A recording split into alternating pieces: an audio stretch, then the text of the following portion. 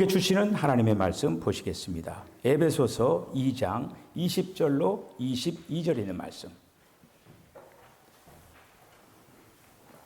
교독하시겠습니다. 너희는 사도들과 선지자들의 터 위에 세우심을 입은 자라. 그리스도 예수께서 친히 모퉁이 돌이 되셨느니라.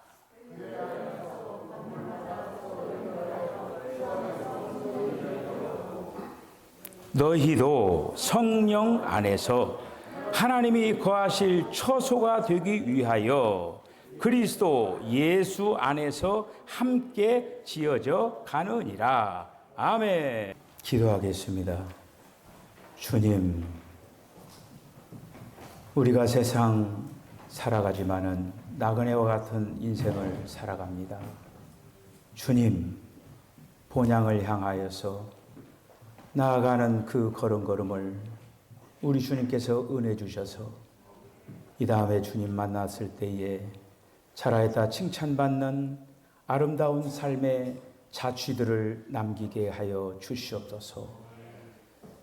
오늘도 저희들 말씀 앞에 섰습니다. 우리 주님 말씀하여 주시고 그 말씀들을 우리의 심령에 잘 새기고 주님의 기쁨, 주님의 자랑, 주님의 간증이 되게 하여 주시옵소서. 예수님의 이름으로 기도하옵나이다. 아멘. 고슴도치 이 얘기를 잠깐 하도록 하겠습니다. 오늘날 우리 살아가는 이 현대를 향하여서 철학자 그 쇼펜하우어가 이렇게 얘기했습니다. 고슴도치 딜레마에 빠졌다라고 하는, 고슴도치 딜레마에 빠진 듯하다라고 하는. 고슴도치는 어떻습니까? 몸에 가시가 있죠. 추운 겨울날 얼어 죽지 않기 위하여서 고슴도치들이 서로에게 다가가서 체온을 나누려고 애를 씁니다. 하지만은 고슴도치가 가까워지면 가까워질수록 서로의 날카로운 가시에 찔려가지고 피를 흘리고, 그리고 그 고통 때문에 다시 거리를 두기를 반복한다라고 하는 슬픈 이야기입니다.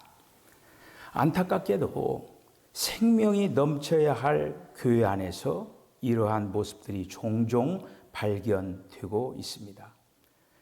우리는 상처받는 것이 너무나 두려운 나머지 마음의 문을 굳게 닫아버립니다. 그리고는 신앙은 오직 하나님과 나만의 철저한 개인적인 문제라고 하면서 스스로를 위로하면서 나 홀로 신앙이라고 하는 차갑고 고독한 환상 속으로 숨어버리려고 한다고 하는 것이죠.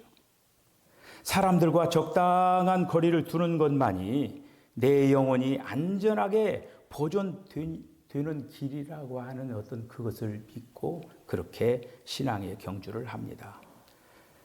오늘 본문 사도 바울이 에베소서를 눈물로 옥중에서 쓰면서 그 당시 에베소라고 하는 그 도시 한가운데 고대 세계 7대 불가사의 중에 하나로 꼽히는 거대하고 화려한 대리석 건물 아데미 신전, 그 아데미 신전이 위용을 뽐내고 우뚝 서 있는 그런 어떤 장면 속에서 에베소 시민들을 향하여서 이렇게 이제 외치는 그런 사도 바울의 간증을 볼 수가 이렇게 있습니다. 에베소 시민들은 그 차갑고도 완벽해 보이는 물리적 건물을 자신들의 가장 큰 자랑거리로 삼고 살아가는 사람들이었다고 하는 것이죠. 하지만은 차디찬 감옥에 갇혀있는 사도 바울은 그 화려하고 죽어 있는 건물을 향해서 복음의 일침을 가하는 거예요. 진짜 위대한 하나님의 성전을 완벽하게 가공한 그런 차가운 그 돌덩어리들이 아니라 모나고 상처 입은 연약한 사람들이 모여 생명력을 있게 지어져가는 유기체, 건물이 아니라 사람들로 인하여서 지어져가는 그런 유기체라고 하는 것을 선언을 하고 있습니다. 자, 오늘 우리는 에베소 2장에 있는 말씀을 통해서 이렇게 서로 다르고 연약한 우리가 어떻게 가시에 찔리는 아픔을 넘어가지고 그리스도 안에서 함께 지어져가는 아름다운 교회가 될 수 있을 것인가? 세 가지 위대한 건축 원리를 한번 나눠 보기를 원합니다. 첫 번째는 교회의 절대 기준. 교회의 절대 기준은 모퉁이 돌이라고 하는 거예요. 모퉁이 돌이신 예수 그리스도라고 하는 거예요. 할렐루야. 그래서 오늘 본문 20절에 있는 말씀 보면은 너희는 사도들과 선지자들의 터 위에 세우심을 입은 자라. 그리스도 예수께서 친히 모퉁이 돌이 되셨느니라. 사랑하는 성도 여러분, 우리가 고슴도치처럼 서로 찌르지 않고 안전하고 단단하게 연결되기 위해서는 가장 먼저 세워야 할 것은 뭐냐? 변하지 않는 절대 기준이 필요하다고 하는 거예요. 그래서 본문 20절에 있는 말씀 보면은 우리 교회의 터가 세상의 유행이나 얄팍한 철학이 아니라 사도와 선지자들이 생명을 걸고 전한 그 복음의 진리, 그 복음의 진리가 분명히 서 있어야 한다고 하는 것입니다. 그리고 그 거대한 영적인 건물을 지탱하는 단 하나의 결정적인 기준점이 뭐냐? 모퉁이 돌, 예수 그리스도라고 하는 모퉁이 돌이라고 하는 이 단어는 헬라어 단어로 아크로고니아 이오스라고 하는 말입니다. 가장 높고 끝이라고 하는 그 뜻의 아크로스라고 하는 말과 각도, 모퉁이의 뜻을 가지고 있는 고니아, 이런 두 단어가 합해져 가지고 아주 놀라운 단어를 만드는 거예요. 그러니까 이 얘기는 뭐냐? 고대 건축 그 현장에서 이 모퉁이 돌은 건물의 기초 모퉁이 돌에서 각기 다른 방향을 향해 가는 두 개의 벽을 단단히 하나로 엮어주는 역할을 한다고 하는 거예요. 이 모퉁이 돌이. 그래서 이 돌 하나가 건물 전체의 수평과 수직 그리고 모든 배열의 기준이 되는 결정적인 기준석이 된다고 하는 거예요. 모퉁이 돌이. 그래서 만약에 이 모퉁이 돌이 틀어졌다든지 어떤 각도가 맞지 않으면은 전체적인 그 건물이 제대로 설 수가 없다고 하는 거예요. 이거가. 그렇기 때문에 그런 어떤 그 부분들을 생각을 하면서 당시 에베소 교회 안에 수천 년 동안 지속해 온 유대인들, 그 유대인들은 바로 수천 년 동안 지속해 온 율법 속에 있는 그런 사람들이 유대인들이에요. 교회 안에는 그 유대인들, 그러니까 수천 년 동안 그 율법 속에서 파묻혀 있던 그 유대인들과 새로 진입한 이방인들이 있었다고 하는 거예요. 그 유대인들과 이방인들이 어떻게 하나로 될 수가 있느냐? 인간의 힘으로는 허물 수 없는 그런 차별, 그리고 배타성의 거대한 벽이 존재했다고 하는 거예요. 하지만 십자가에서 물과 피를 쏟으신 예수 그리스도께서 친히 완벽한 모퉁이 돌이 되어주셨기 때문에 물과 기름처럼 전혀 섞일 수 없었던 그 두 부류가 새로운 교회 공동체를 형성하게 됐다고 하는 거예요.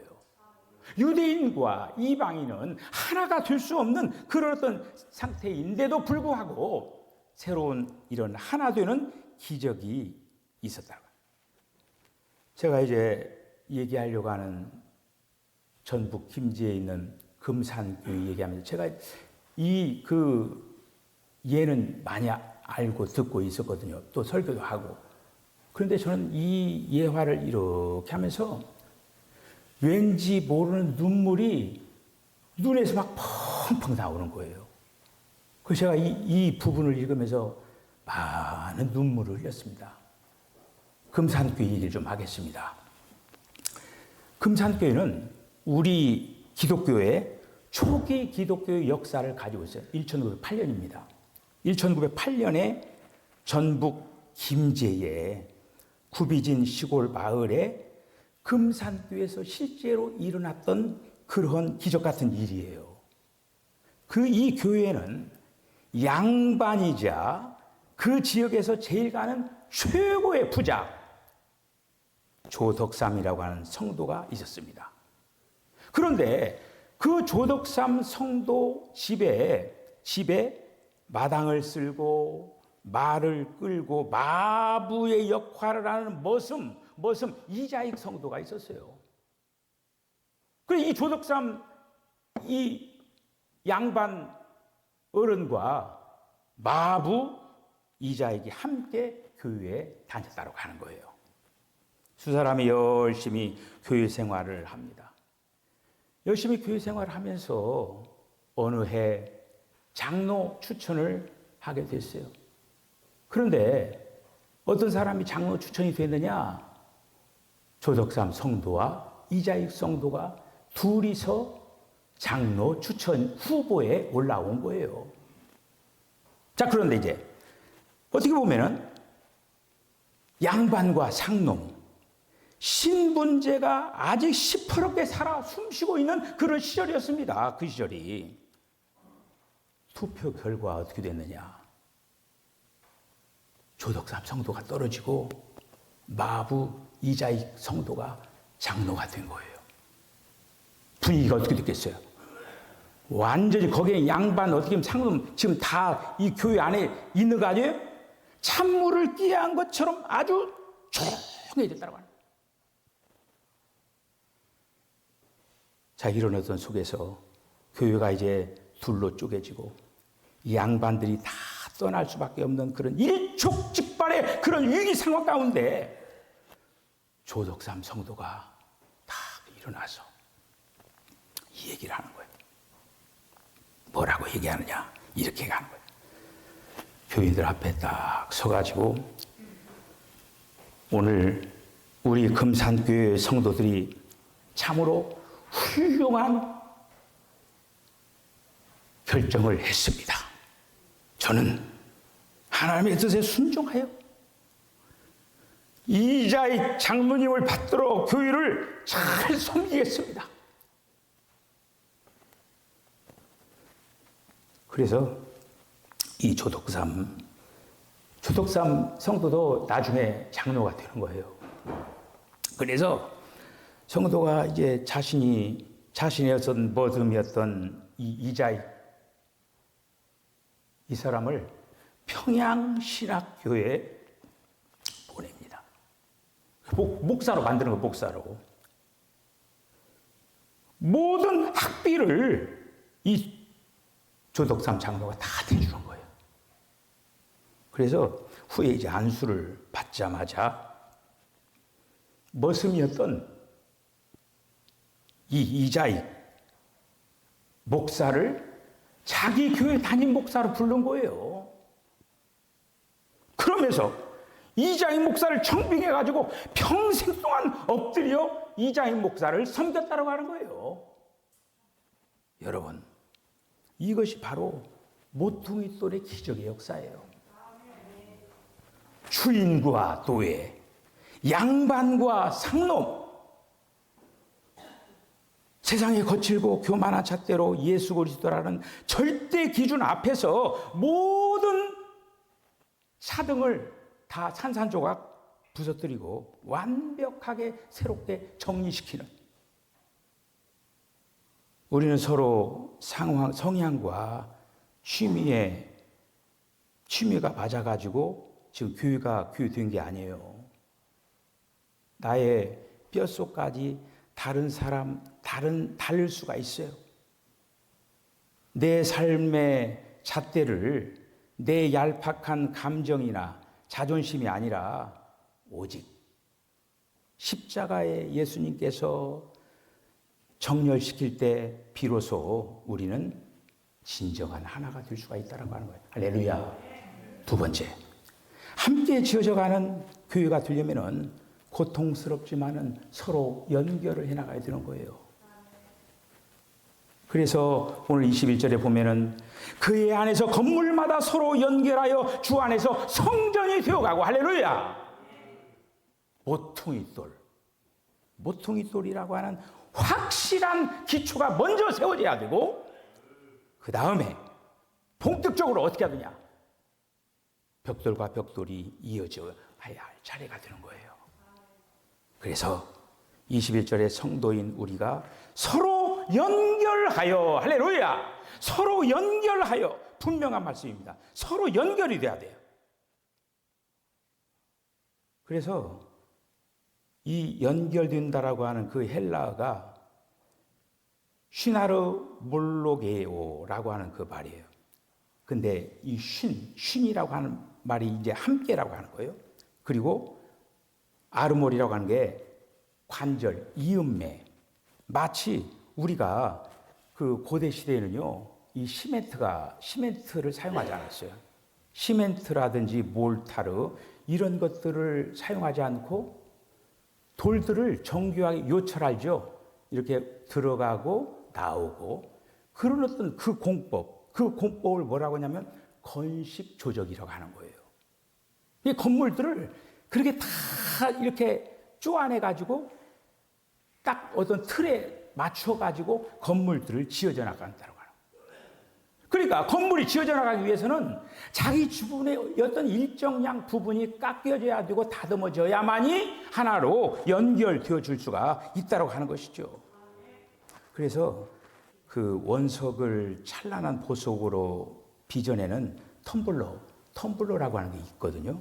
그런데 이제 옛날에 이제 그 고대 시대에 보석 그 세공사들이 그 아주 거칠고 못난 말 그대로 짱돌과 같은 그런 어떤 그 돌들을 아주 눈부시게 보석으로 만들 때 뭐를 사용하면 텀블러, 이 기계에다 넣는 거예요. 이 기계에다 넣고 거친 원석들을 거기다 집어넣고, 여러 개를 집어넣고 물을 집어넣고 약간의 연마제와 함께 그 둥근 통 안에 집어넣고 전원을 켜가지고 끊임없이 회전을 시키는 거예요. 끊임없이 회전을 시키면은 그 안에서 어떤 딱따닥 쿵 부스럭 하면서 막 자기들끼리 막 부서지고 막 하면서, 그렇게 하면서 거기에서 그런 소리가 나면서 몇 주 계속적으로 그 통에서 돌리는 거예요. 그러면 그렇게 시끄럽던 그게 그 속에서 이제는 맨 처음에 넣었던 그 볼품없고 거친 그 돌들이 이제는 어떻게 됐느냐?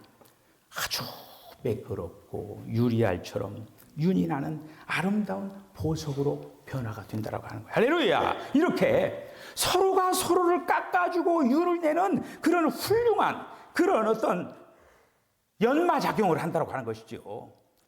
우리가 그 교회 생활을 할 때 마찬가지로 우리가 서로 부딪힐 때도 있습니다. 서로 부딪히기도 하고. 그런데 그 부딪힌다라고 하는 게 결코 나쁜 게 아니에요. 부딪히면서 나의 깎아질 부분들은 깎아지고 다듬어지고 이렇게 하면서 우리가 정교하게 만들어진다고 하는 거예요. 그래서 세 번째, 함께 지어져가는 그 교회가 되기 위해서는 영광스러운 그 목적이 있다고 하는 거예요. 그 목적이 뭐냐? 창조주가 영원히 거하시는 생명 공동체를 만든다고 하는 거예요. 할렐루야. 그래서 22절에 보면은 너희는 성령 안에서 하나님이 거하실 처소가 되기 위하여 그리스도 예수 안에서 함께 지어져 가느니라. 할렐루야. 그래서 우리는 내 자존심이 무너지고 깎이는 그 뼈저린 고통을 기꺼이 감수하고 그럴 때 연결이 되어진다라고 하는. 그래서 궁극적인 목적을 향해서 간다라고 하는 거예요. 여러분, 우리는 지금 동호회 모임처럼 사이좋게 지내는 그런 모임이 아닙니다. 우리는 하나님이 거하실 처소를 만들어가고 있는 거예요. 할렐루야. 예.